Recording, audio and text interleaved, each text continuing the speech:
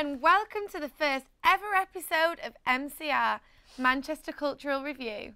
Throughout the next 5 weeks, we will be bringing you live acts, topics on sport and music, and we'll be ending the series with a huge party. We'll also be covering issues which affect people in Greater Manchester in a series of specially commissioned reports.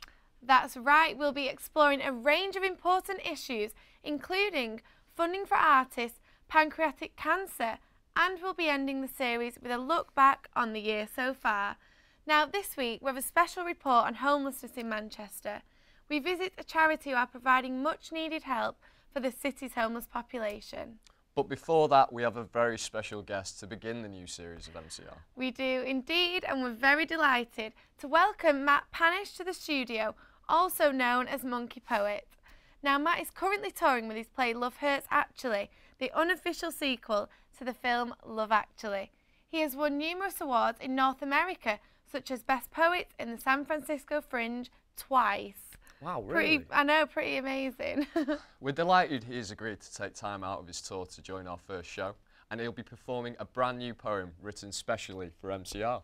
Yeah, well, take it away, Matt. Thank you, Sophie. It's very hard nowadays to sort of be patriotic about the country without sounding like you're a white supremacist. It's really weird, and I've struggled with patriotism down the years. The reason I've struggled with patriotism, my grandfather comes from the Caucasus Mountains. He sort of fled Stalin during the Second World War, and he met my grandma, who's Polish, and she was fleeing Stalin. Like, fleeing Stalin was really popular during the Second World War, and they fled to Austria, and then they walked over the Alps into Italy. And they got married in Rome, which was lovely. It was dead romantic, but there was a war going on. There was bombs dropping and that. So they walked back over the Alps. I've never told my grandma it's a long way to the shops because she said, bang, I walked across the Alps twice, which is fair enough. So they settled then in Austria in a displaced persons camp, or as we would call it, a refugee camp. And there my dad was born. And then they came over to this country in 1949. They settled in Manchester. My dad grew up, met my mum, who's a Scouser, which means that she's Irish. And yeah, 3 of her grandparents are, and the other one's French. So as a Circassian, Polish, Austrian, French, Irish Scouser, patriotism has been a funny old fish for me down the years. It really has. But this is a poem about how I did get to love the country. This is a poem called The Understanding. Ever since I was a kid, I felt different. The only child at school with a Circassian name at the height of Reagan and Thatcher's anti-Soviet game made me understand the term, the reference and a frame for that word, outsider. And growing up in society, I noticed the have-nots, the have-not-a-lots, and the hypocrisy of the people at the top. My first time as a protester was age 7, trying to stop Margaret Thatcher taking away free milk from schools. We tried, we failed. Maggie Thatcher, milk snatcher! Maggie Thatcher, milk snatcher! Was a playground protester lament. As I said, we were 7. It was worthwhile, and it didn't matter that I'm lactose intolerant. And then seeing Ethiopia on the news later, a friend and I ran 20 rounds at a housing estate to raise money and protests on and protest more and protesting the Iraqi war. I wondered what all my protests had been for, because they affected no change. Then earlier on this year, something happened to me, rather cheesily in poetry, you call it an epiphany. Whilst walking down a Manchester street buying my groceries, I said hello to the Pakistani owner and I purchased an African yam, and then I walked down Rusholme's Curry Mile past 100 Asian restaurants, and then further past a Sikh temple, a Hindu temple, a mosque and a church, and I saw Britain as a nation that could one day be without curse. You see, the first Homo species arrived here 900,000 years ago. And in the years since that time, 1,000 other races have felt that the climb was perfect. And the British, in always adopting foreign customs, have fostered a British evolution. The Beakers, the Basques, who built Stonehenge with technology from Spain and Portugal, Homo heidelbergensis, the Neolithics, the Celts, who were originally a tribe from Gaul, the Belgae, the Romans, the Greek, the Jutes, the Frisians, the Saxons, the Angles, the Danes, the Normans, the Vikings, the Wrangles, the power that shaped this land, that gave birth to the modern Britain, the place that I am from. And each new wave has been infused, each bringing different technology and tools, each all adding to the overall dream, a united nation of outsiders, and the laws have changed and come to reflect the needs of the few, balanced direct with the needs of the many. From the Magna Carta that originally restricted the monarchy to you are innocent, mate, till you've been proven guilty. A united nation of outsiders that can learn from each other, lean on each other, share the burden with each other, not become one with each other, because let's face it, that is a glib marketing phrase, but celebrate. Viva la difference. That is the richness of this place, and cramped, congested, overcrowded, busy, dizzy Britain is my hope for the future human race, and we are nowhere near this utopia today.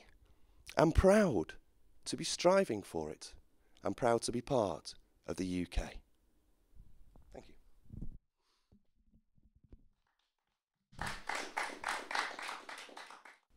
Wow, that was impressive. I mean, I'm surprised he managed to get it all out. I know, I'm surprised he took a breath. I mean, we loved it here in the studio, and I'm sure you did at home too. We expect to hear much more from Matt in the future, as you can imagine. We do indeed. Now, our specially commissioned series on how issues are affecting people in Greater Manchester. Tonight we look at the state of homelessness. Now, in Greater Manchester itself, 600,000 people are in poverty, and of that, a massive 91,000 are children.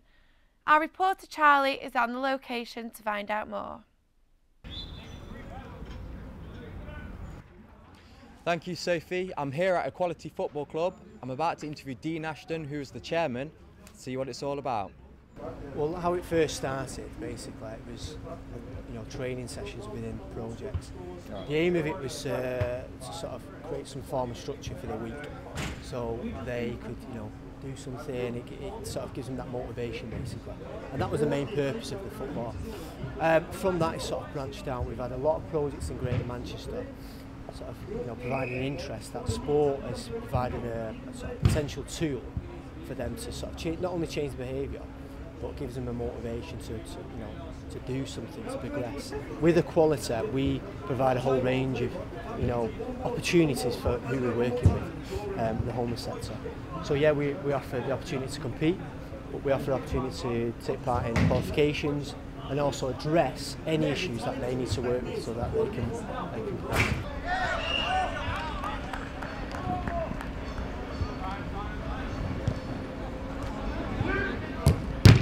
Hi, what's your name? Leaf Holbrook. Leaf Holbrook, pleased to meet you. Yeah, right. Do you mind me asking why you're homeless? Because just situation at home, moved out with my mum and stuff.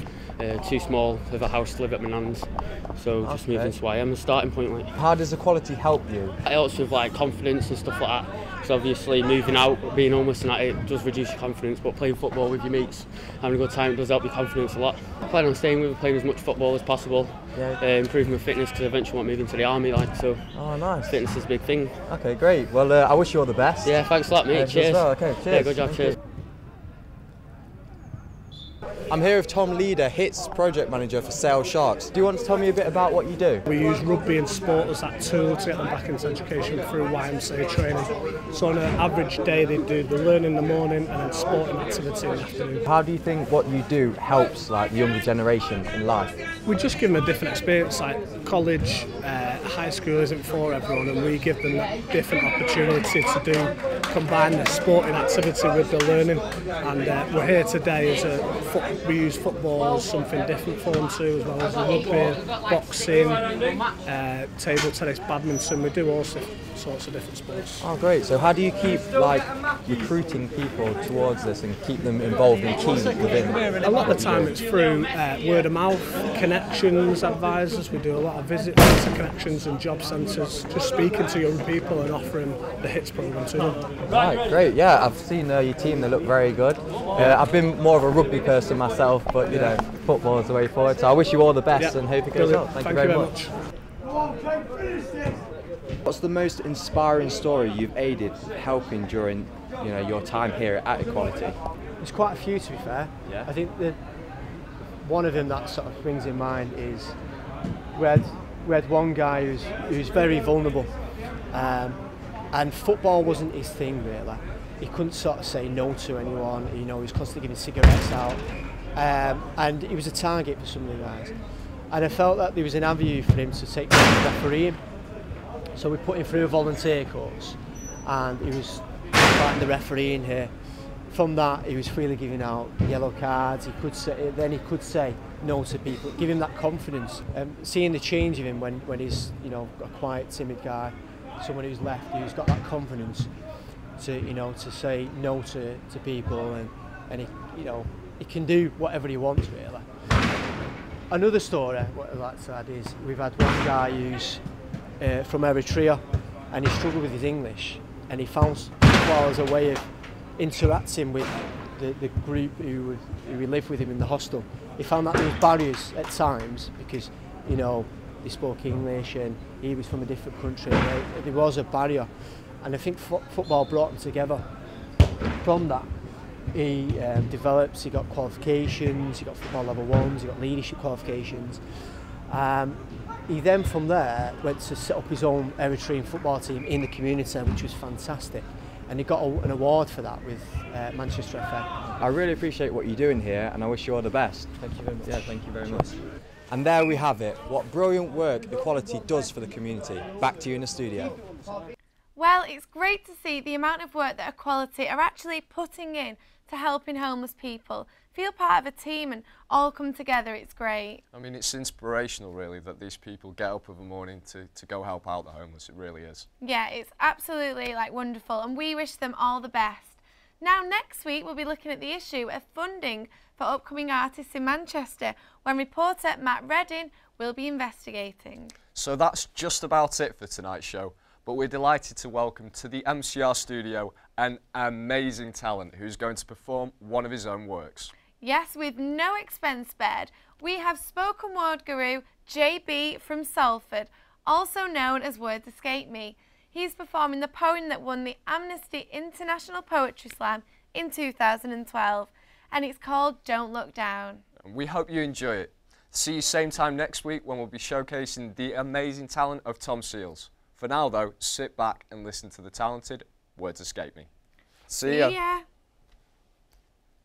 When you focus in and concentrate on those across the street, when you're quick to cast aspersions on the vulnerable and weak, and when someone's tongue just don't belong to the language that you speak, when you feed off greed and believe what you read and then grin yourself to sleep, when you carry around those leeches like golden chains around your feet, when you wave a flag and make a call to shop a social cheat, and when your nose is turned at those with dog and blanket and beer can, I'll be venting my spleen at the killing machines and not the downbeat poorer man. And when your TV shows where tens of thousands died, you'll bitch and whinge about those who smoke cigarettes, take the kids to school in taxi rides. And when your views are cast upon the ones who fall down on their luck. And when your furrowed frown as you're looking down when you really should be looking up towards the ones that take the most away from you and not towards the ones beneath when they're just simply making do.